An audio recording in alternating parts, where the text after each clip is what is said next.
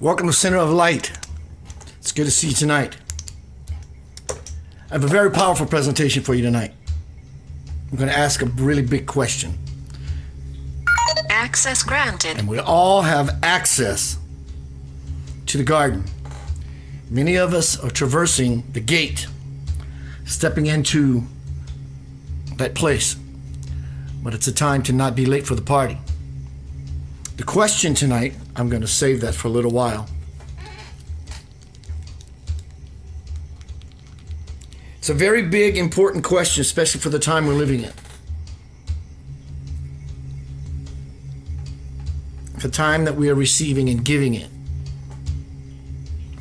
Center of Light tonight is Center of Light, game over. The one big question, the one big game changer, the one big question. Let me see if I can get it exactly right. The one question game changer. Check out the picture. I take care in all of my images. There's a lot inherent in that photograph. The earth has a question. Everyone has the collective question. And we are looked upon with love, grace, support, tenderness, compassion, empathy. What is the one big game-changing question that, if known, lived, exercised? It's over. What is the it that's over? Your struggle with life. Ejected out of strife and into peace. Maybe you could figure it out as this presentation goes by. If you do,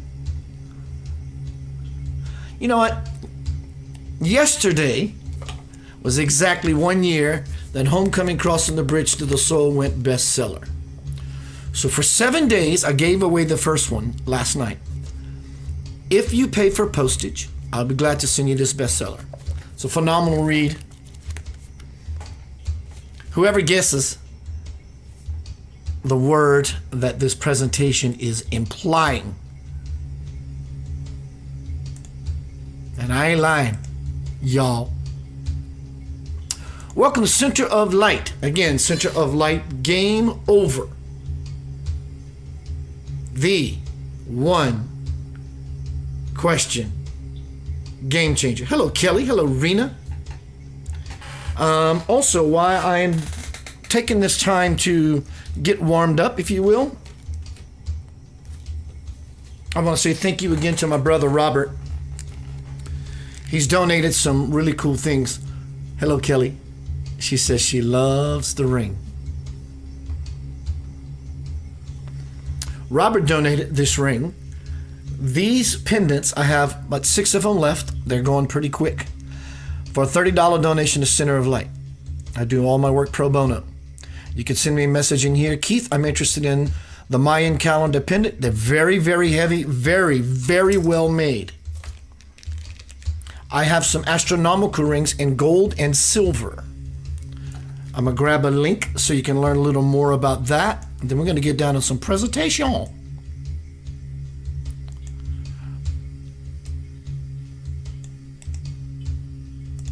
If you want to know more about this astronomical ring, check out the links that are posted in Facebook and YouTube. They open up and make a gyroscope effect. Astrologically, you can move them and spin them to get certain information, lining with the stars, all that stuff. But then again, I do support you following those links so you can learn a little more about it. Here are those links in Facebook. And also, $30 for the pendant donation to Center of Light. And for the astronomical ring, these are $25. And I have one of these left, Kelly Bird. Kelly Bird. I have one of these left. And this is $35 donation to Center of Light. Tonight is Center of Light game over. The one big question game changer. It is appropriate for the time we're living in. Albert Einstein said, the greatest question a person can ask themselves is, do I live in a friendly universe or a hostile one? Do I live in a friendly universe or a hostile one? It's quite convincing as we look out and about right now. So let me ask you, when you look out and about, you don't have to divulge it, but when you look out and about, what do you see? I understand. Either way your question slides, your answer slides, I get it. But it's time that we all get with it. Hello, everyone. Good to see you. I'm going to go over my notes before we dive in head first.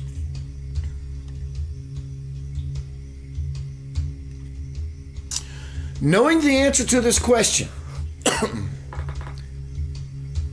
the one big game-changing question. Knowing the answer and implementing it, and efforting, if you will remove loneliness, depression, anxiety, fear in any form, suffering, etc. But also, it will give you power, clarity, abundance, peace, bliss, well-being, that was for Nori, etc. What do you see when you look out into your world? Bunch of nonsense? I do see nonsense. That's fair.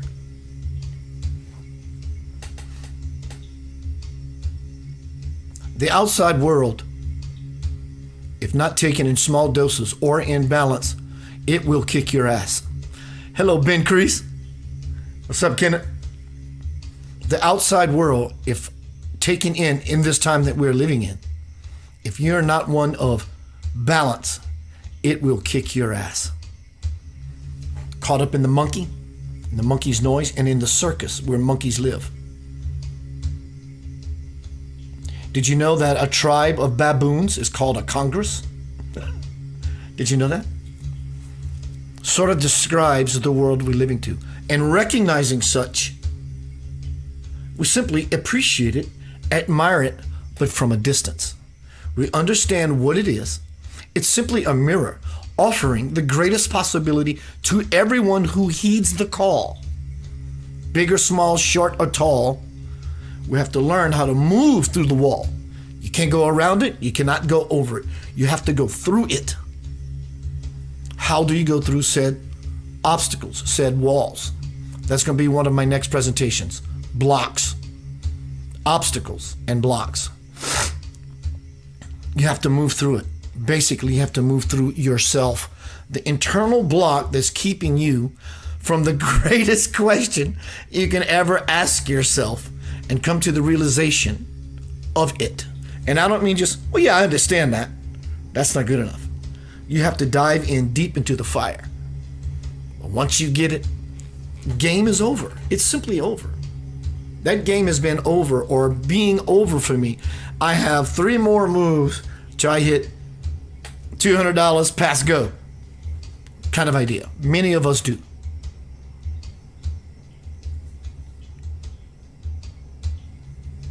The world is coming together through the separation. Rena says the word is consciousness. I'm going to take care of Rena anyway, but that's not it. It is that. It is that. But I'm looking for a specific word. Welcome to Center of Light tonight. Let's get down to some beeswax. A lot of the reading you're going to hear now is going to come from my bestseller, Homecoming: Crossing the Bridge to the Soul. 1996, 7, 8. A lot of it was rewritten over the course of a few years. So let me get to my notes. Knowing the answer to the question will remove loneliness, depression, anxiety, fear, suffering. But it will also give you power, clarity, abundance, peace, etc. Einstein once said the greatest question you can ask yourself is, do I live in a friendly universe or a hostile one? From homecoming, crossing the bridge to the soul. Spirit speaks. Believe it or not, the human body is 99.9999% empty space. The other 0.00001% matter is empty space as well. Matter consists of random blips of energy and informational discharges that solidify into a three-dimensional hologram, thus creating the illusion of solidity. I know that grasping this concept has been challenging for you in the past, Keith, but you are finally beginning to see how everyone is of one body that branches into many seemingly separate bodies upon the physical plane. And I say, yes, I think I am. The more you can see this truth, the more your tendency to judge, calling a tree, calling a table. What's up, Scott Petrie? The more you can see this truth, the more your tendency to judge anything, not just a person, anything. I'm not going to call or label anything in something. The more your tendency to judge anything will diminish because you will understand that everything is you. When you cast judgment, not only do you bring about division from others, you deepen the conscious, there you go, Rena, you deepen the conscious breach between yourself and the one cosmic body. When you judge, love begins to decay and fear begins to expand. Now, even though it describes separation as a truth in and of itself, in truth, it is not real. Nothing could ever leave my sight, meaning God, or meaning God. That is the real truth. I live in such wholeness that I even hold the things that you may see as separate together. Here's an exercise for you. Look at your hand. Everyone, look at your hand. Just simply look at your hand. Hold your hand like this. Do you see a hand with separate fingers? And I say yes. Because of those empty spaces between them, you think that one finger has no connection to the others. This is but a perception of separation caused by your lack of focus on the entire hand.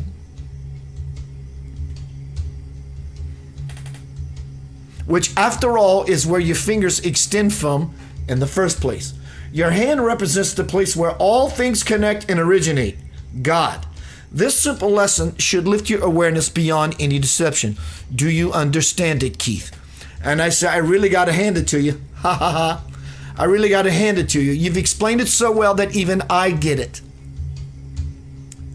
Now let us look at the connection you have with the earth and all life upon it. Again, I ask you to reflect on your body and see it as one living organism housing billions of cells, skin cells, liver cells, brain cells, blood cells, and so on. All of them encapsulated in one wrapping of flesh.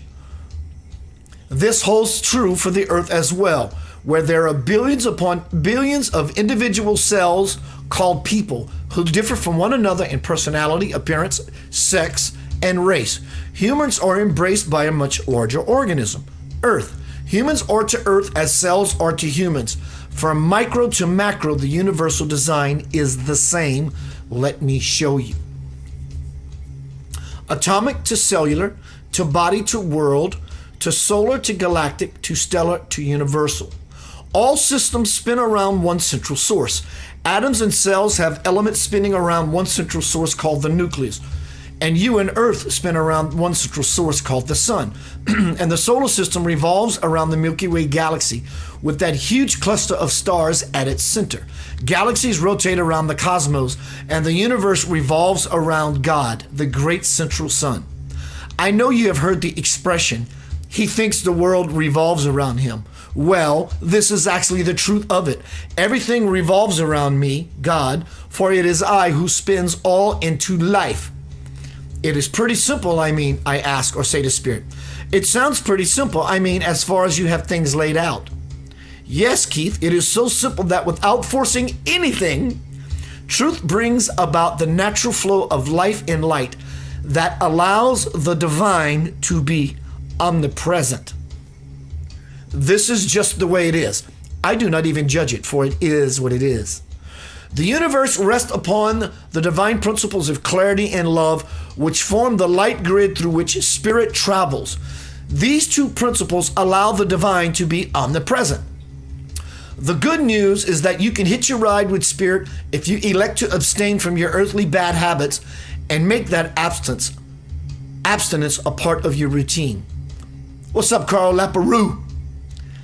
Continuing, Spirit says, I asked Spirit the question, is everything in the universe crystalline in structure?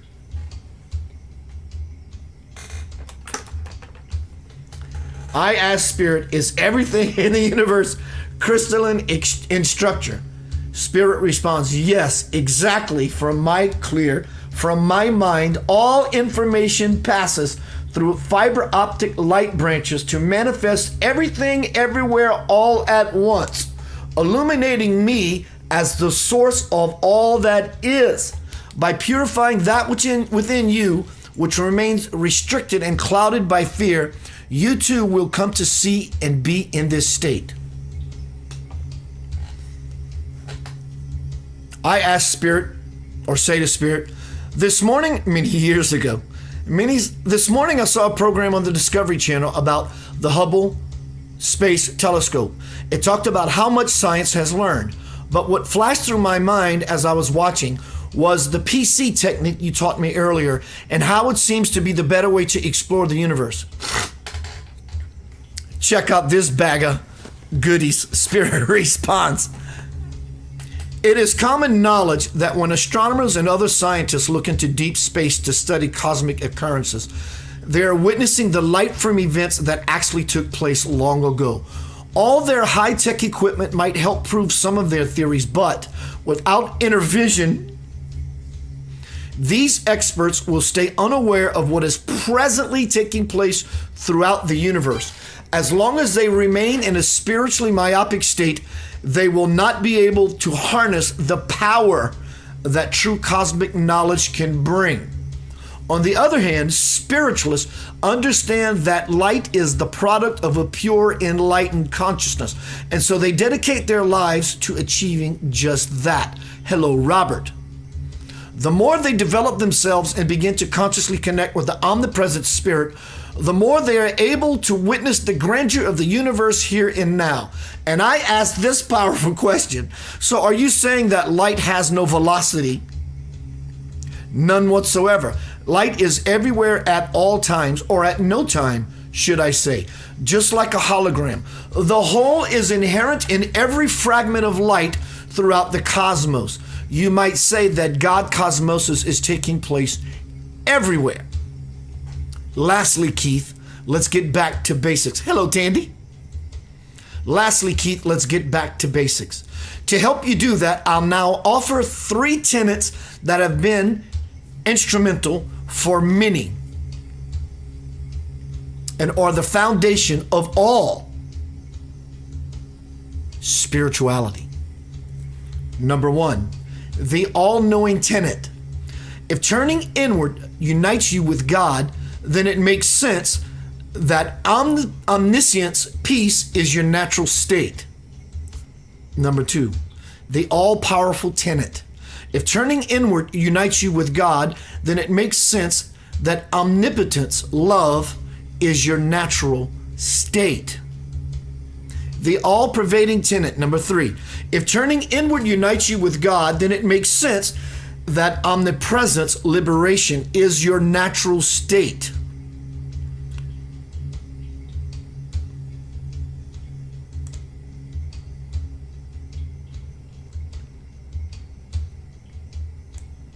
I said the word often, the magic word often, in this reading from Homecoming Crossing the Bridge to the Soul. Someone, the first person that gets it, that populates these fields, I will send you a copy. You pay for the shipping. It's like $5. So tonight is Center of Light. Game over. The game can be over for any of us when we understand, not just understand, understand. Stand in the something, the answer to the most powerful question. Albert Einstein said it like this: do you believe the universe is a friendly one or a hostile one? Sort of. So tonight's presentation is Center of Light, Game Over. The one question game changer.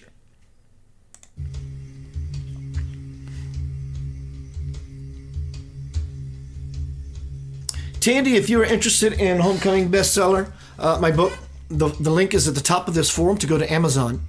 17, 18 bucks. So when there's an understanding of something, you can never undo it. It will be there forever. It will serve you forever and ever and ever. Life gets easy. There's no more struggle. There's no more strain. There's no more effort. All there is this glide, this pace, this grace, as if your life is gliding over water, calm water. In fact, you're not gliding over turbulent water, but if you have to, it's still the same grace and you're not affected. What is the game-changing question? I think everyone should have some inkling that if you had one question that would resolve all of your inner conflict by finding out that one answer, what would it be?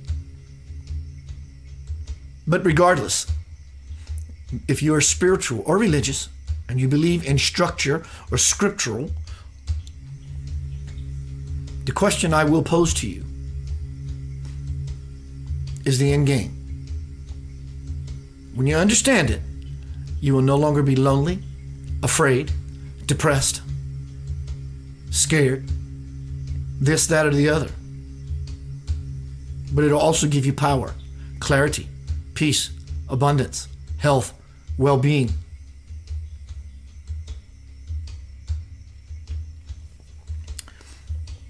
Let's see what time it is. I'm going to go into a song break. Going to be right back. I have a cameo appearance by a master spiritual teacher. It's good to see you. Share this everywhere. Why not? Share the wealth. Share the love. Share what you love. If you love being here, which many of you do, as well as I emphatically love that you're here, spending this beautiful time, no time, now moment with me. Hello, Paige. I will see you shortly. I'm going to come back and we're going to get more into this presentation. Let's see. How about some lavender soul? Breathe, dear one. Breathe. Breathe like your breath is the best thing since sliced bread. It's been around since before sliced bread, so it requires an even more greater, deeper, appreciative, loving breath. Lavender soul. Breathe.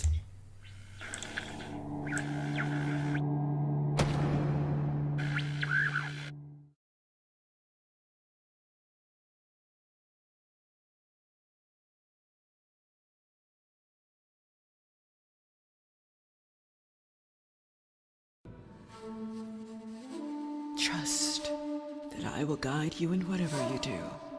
Just remember to breathe and do your very best to live in love, give in love, be in love, and love you shall receive.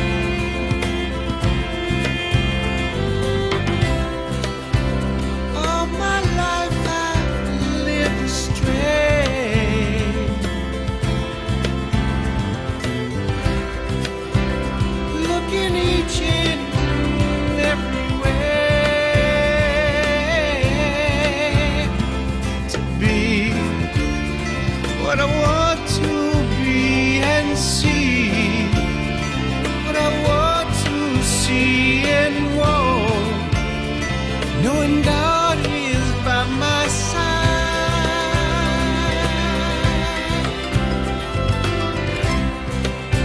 There is nothing I need to know.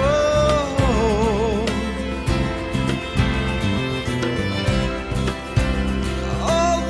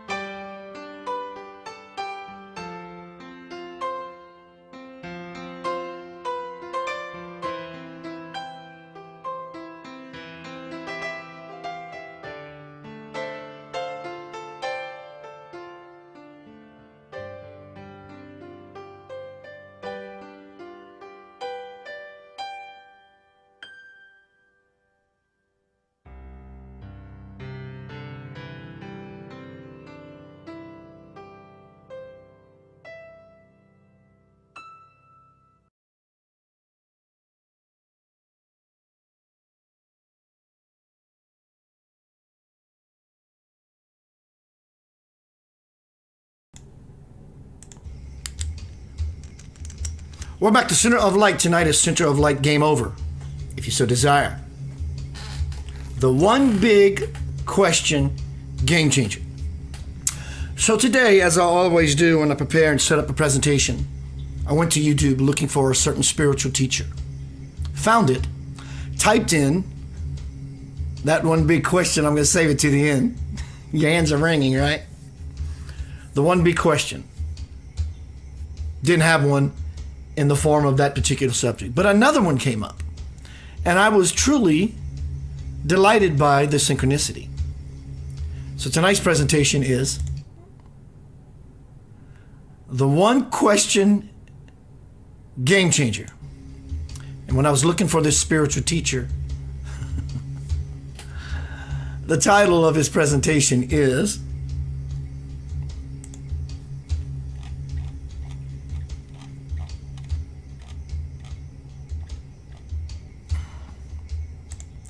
God is the Game Changer. I'll see you shortly. It's about a few minutes long, 10, 15 minutes, whatever. Enjoy it. Full of powerful information. It'll bring you closer to the answer of that question. Remember, understanding all that it implies and entails. Loneliness, fear, discord, trouble, depression, anxiety. This all just goes away. And in return, you get power, peace, freedom, abundance, clarity, and the like. I'll see you shortly. One of the buzzwords I find current in postmodern discourse is that of the game changer. Events occur that change the nature of the game that one is playing. The balance of forces suddenly shift. A tipping point is reached. Something is revealed that forcibly shifts the frame of reference in which you are operating, and the old rules no longer apply. The old values, the old sense of what's going to work and what won't, and what is relevant and what is irrelevant. Suddenly a shift happens that is almost equivalent to feeling yourself in a parallel universe. But these game changers are usually occurrences for which one is unprepared. They were unpredicted.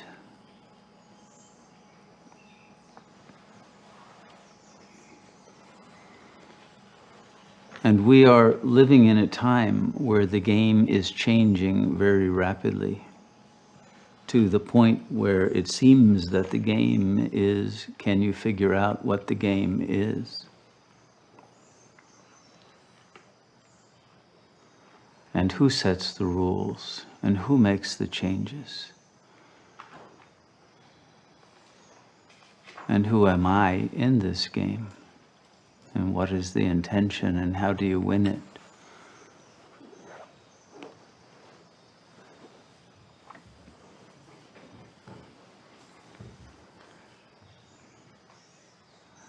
And then, in dealing with such a fluid situation, in which the situation is not clearly a situation, because it can change into something other than what had been conceived to be the situation at any moment.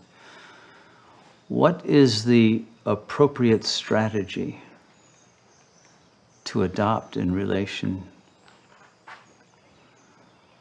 to such a flux? Is it to have certain kinds of rigidities and fixations and immutabilities of response pattern, of character, of ways of responding, whether yin or yang, with assertiveness or flight? with aggression or humility.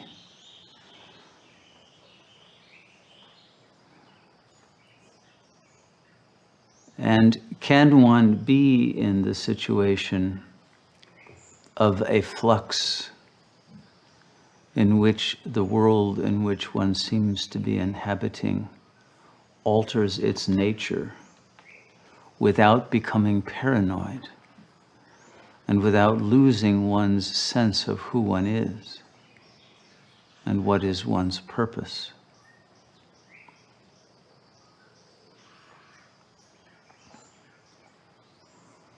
There's the old story of the scorpion and the frog. Everyone knows that story. Scorpion wants to cross the river, can't swim, asks the frog, "Can I hop on your back and you'll take me across?" Frog says, "No way, I know you're going to sting me halfway through and it's all over." And Scorpion says, "That's ridiculous. It's not logical. Why would I sting you halfway through? We'd both die." Frog says, "That makes sense. Hop on." Halfway across the river, suddenly the frog feels a terrible pain. Oops.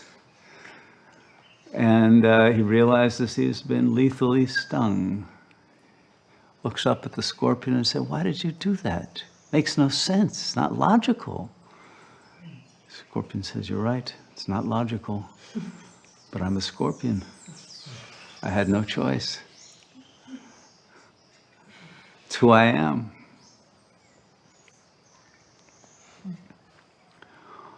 Well, in dealing with this world situation that we are in, is there truth to saying, "This is who I am"? With regard to any traits, any patterns of response, whether that who I am is either the aggressive scorpion who cannot stop his own drive to sting, even at his own expense, because the drive is not under the control of his logical mind, or the happy-go-lucky but somewhat foolish frog who good-naturedly accepts his own demise, knowing well in advance that will be the result, but masochistically somehow enjoying it.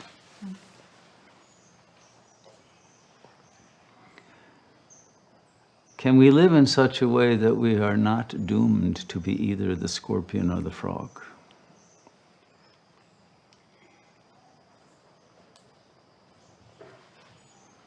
Can we live in such a way that we are not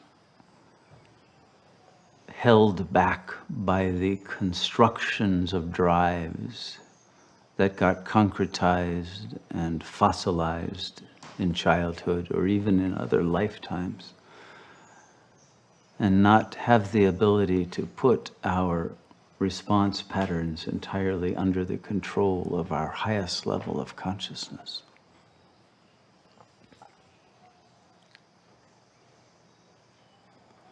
And what is it that brings us under that demonic governance of our lives by what Lacan would call the acephalic drives, those non-reflective but reflexive, automatic reactivities that are often, all too often, inappropriate in situations that do not fit the paradigm in which they were first created, but nonetheless continue outside of the control of our heart and our mind.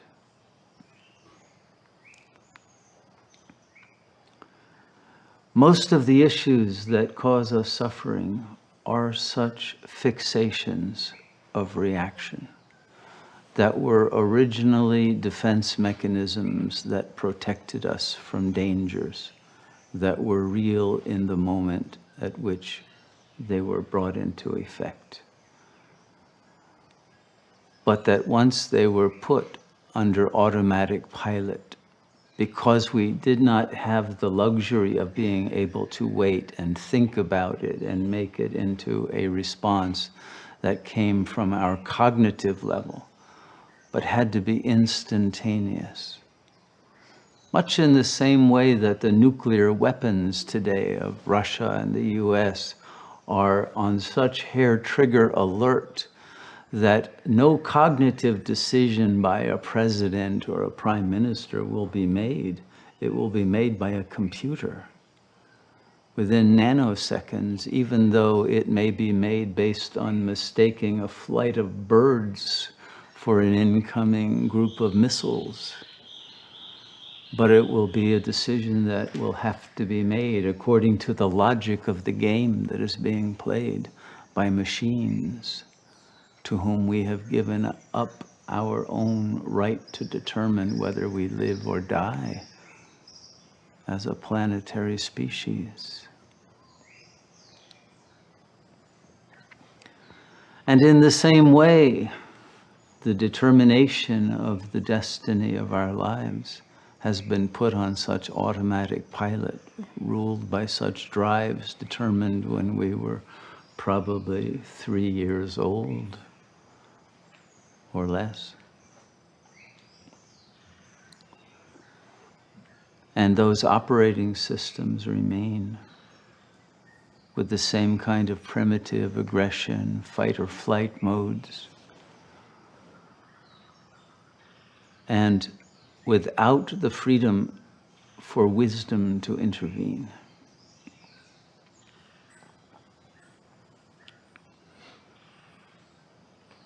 The process of yoga is the redesign of the operating system of the psyche to eliminate such acephalous drives, such reactive, aggressive, or other pathological forms of reactivity, and that have been based on forms of identification, long obsolete, and philosophical understandings of the world based on far too little information.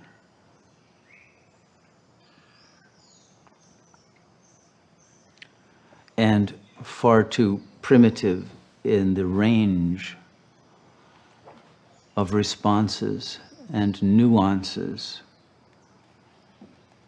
of potential shifts of realities and balances of forces and determinations of friend or foe or other kinds of determinations that would shift our degree of open or closed heartedness at any given moment, and the nature of the projections upon external reality that are emitted from a place within our psyche that our conscious mind is not aware of and often cannot recognize that it is dealing with not a reality, but with its own projection that it has bought into and accepted as if it were a reality.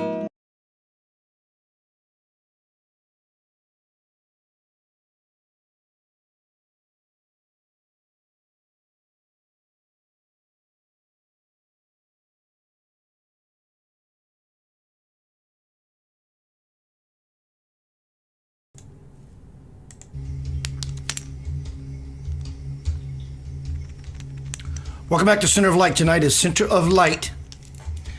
Game over. I did not listen to the presentation from Shunyamurti. I just selected it because it's the same title as tonight's presentation. His presentation was called God the Great Game Changer. My presentation tonight, coincidentally that I found his when I was looking for something from him, but it wasn't the one, but by title I had to, is What is the one question game changer? And I said, we're going to wait to the end, and we're getting close to the end. And I'm going to reveal to you the one word that I was hoping someone can find or come up with so I can give you a free book. Either way, I'm going to select someone. I'm not going to announce it. I'm going to send them an inbox or contact them directly. Something Shunyamurti said in his discourse is exactly the question that I've been fishing for from the audience. He said, when you understand something of a powerful nature, you shift and feel as if you are dwelling in a different dimension. This is the whole purpose of my presentation tonight. Obviously, what is the one question / answer? Game changer.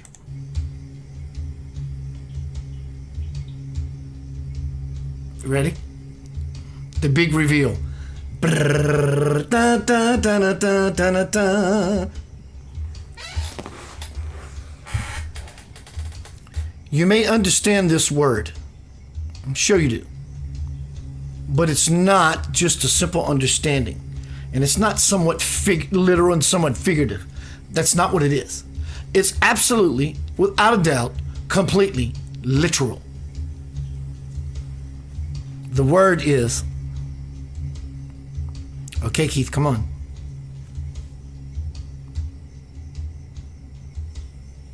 The word is omnipresence. Ah, yeah, I get it. Oh, awesome. Yeah, omnipresence. Yeah, right, I get it now. It goes greater than that. Omnipresence. What does it mean? Look it up on your own. Go to Webster's and look it up. Biblically, look it up. Scripturally, look it up. What it means, not only what it means, what does it mean to you? Einstein asked the question, Albert Einstein asked the question, do you live in a friendly universe or a hostile one? Simply choose. The word is omnipresence. And understanding that fully, you will no longer be lonely, anxious, depressed, afraid, this, that, and the other. But also, you will gain power, peace, abundance, clarity, and things of the like. Omnipresence. What does that mean? It means it's omnipresent. It's everywhere, literally everywhere. So how does it relate to releasing loneliness and all these negative qualities? Because you're no longer alone when you understand that the chair you're sitting on, this chair is God. This pendant is God. Your meat suit is God. This, that, and the other is God. All your presence here, your omnipresence here is God. So if omnipresence is God and you're here omnipresently with all of you, this is a God experience. When two or more are gathered in my name, I am present. It's all God's presence. The only thing God's presence is not involved in is nonsense and fear. Everything else is God. And even in the fear that we choose to take upon ourselves, God is in there somewhere, but it cannot simply be recognized because the mind that was once clear or can be clear is now shrouded and clouded with misunderstanding. There's nothing you have to do. It's never been hard. You are there. You are completely there. Where is there? It's here.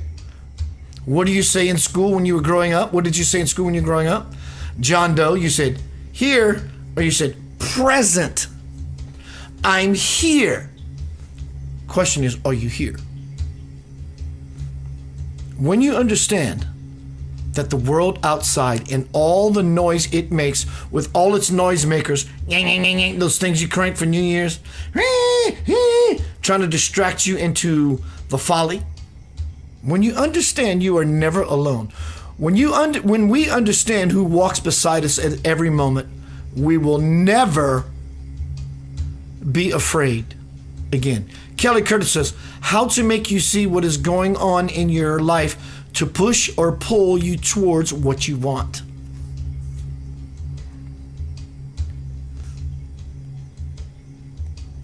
Well, Keith, if I'm in a dark night of the soul and I'm depressed, I don't feel this omnipresence you're speaking about.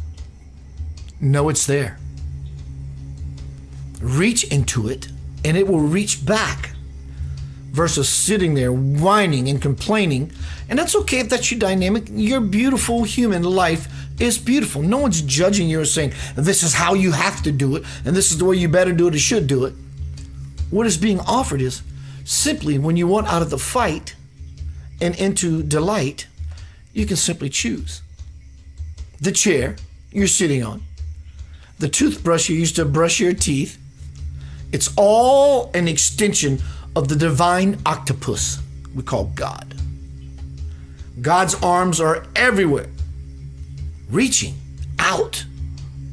But we have to reach in to receive such grace. Omnipresence, it's everywhere. You're not only are you not alone, the whole universe has your back. You're being cradled by the Divine Mother's bosom. You're welcome, Ted.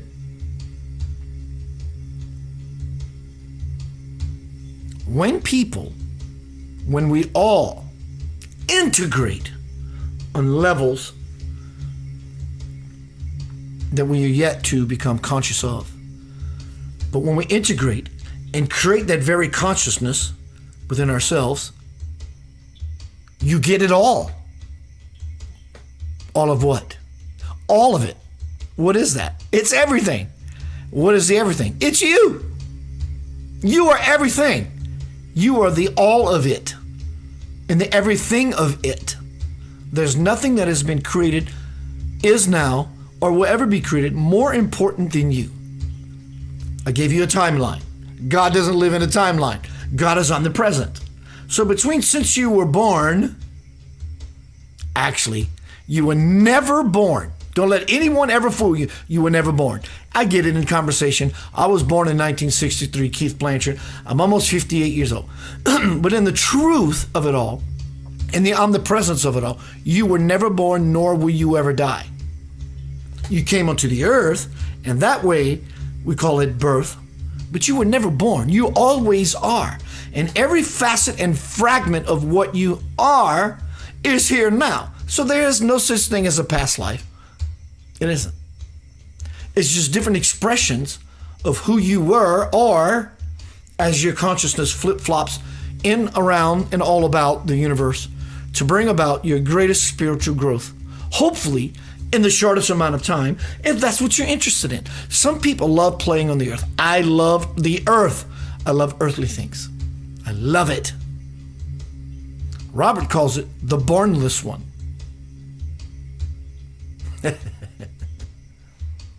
Do you understand? Tonight's word, the greatest question is, do you fully understand what omnipresence actually is? It means that if you choose, your game is over. There's no more worry. There's no more fear. There's no more trouble. There's no more stress. I can simply let go. And if I let go of what I think I need, it's tough, I get it. If I let go of what I think I need, I can have it all? Is that what you're saying, Keith? No, it's not what I am saying. I'm saying you are already all of it.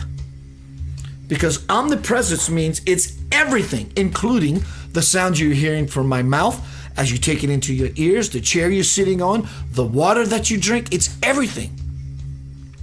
And when we get the nonsense out of the way, the river of that very water that we've tapped into the wellspring of life begins to move through your being.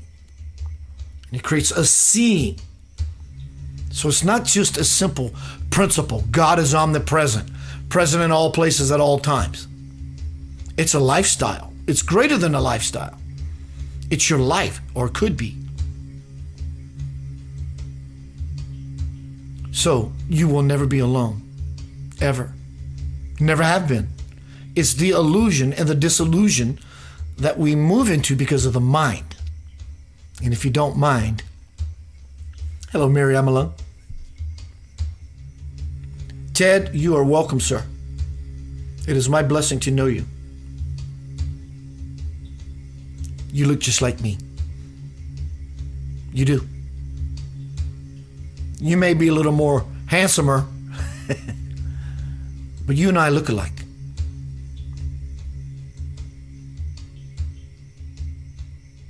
Hello, Lincoln. You and I look alike, Ted. We all look alike. We all look like the same light of our divine, omnipresent parent.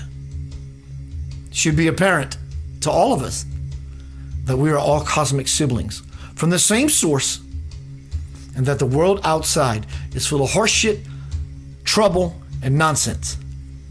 But please do not lose sight that trouble, horseshit, and nonsense actually, when seen in the form of God's omnipresence, becomes beauty, peace, and reflective grace and glory. See, I used those words before to create a story of contrast. And in contrast, you can choose whatever side of the fence you want. But what I truly suggest is that you don't choose what side of the fence you think you want. Exist directly in the middle of yourself, because it leaves all possibility for you. It looks something like this. I'm neither light or dark. I'm neither right or wrong. I am this. It all exists within me. So in closing, if you're trying to look for God, ironically, paradoxically, you will always be looking and searching.